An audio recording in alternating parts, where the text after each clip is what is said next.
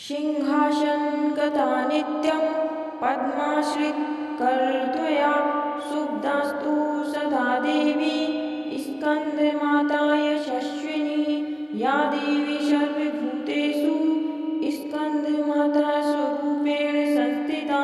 नमस्तस्यै नमस्तस्यै नमस्तस्यै नमो नमः।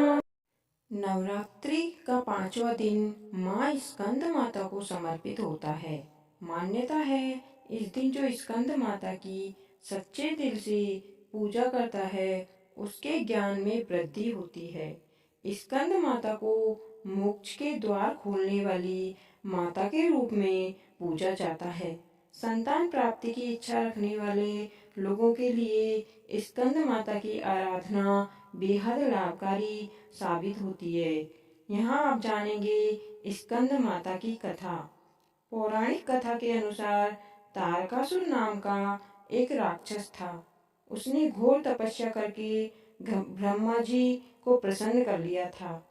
उसकी तपस्या से प्रसन्न होकर ब्रह्मा जी प्रकट हुए। राक्षस तारकासुर ने ब्रह्मा जी से अमर होने का वरदान मांगा, जिस पर ब्रह्मा जी ने उसे कहा कि ऐसा संभव नहीं है, क्योंकि जन्म लेने वाले हर प्राणी का अंत निश्चित है। ये सुनकर तारकासुर निराश हो गया, लेकिन उसने बड़ी ही चालाकी से पुनः वरदान मांगा कि उसकी मृत्यु सिर्फ भगवान शिव के पुत्र के हाथों ही हो। ऐसा वरदान मांगने के पीछे उसकी ये सोच थी कि उसे लगता था कि भगवान शिव तो कभी विवाह करेंगे नहीं, तो उनका पुत्र भी नहीं होगा। इस तरह से वो हमेशा के लिए अमर हो जाएगा। ब्रह्मा जी ने उसे ये वरदान दे दिया। वरदान पाते ही उसने लोगों के ऊपर भीषण हिंसा और अत्याचार करना शुरू कर दिया। उसके अत्याचारों से लोगों के अंदर एक भय पैदा हो गया। फिर सभी पीड़ित भगवान शिव के पास गए और भगवान से तारकासुर के अत्याचारों से मुक्ति दिलाने की प्रार्थना की। तब भगवान शिव ने माता पार्वती से विवाह किया और उनका एक पुत्र हुआ, जिसका नाम स्कंद अर्थात कार्तिकेय था।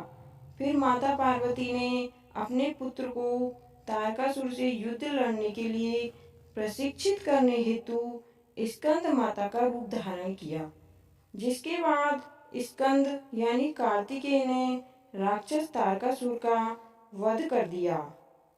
नवरात्रि के 5वें दिन स्कंद माता की पूजा कैसे करें?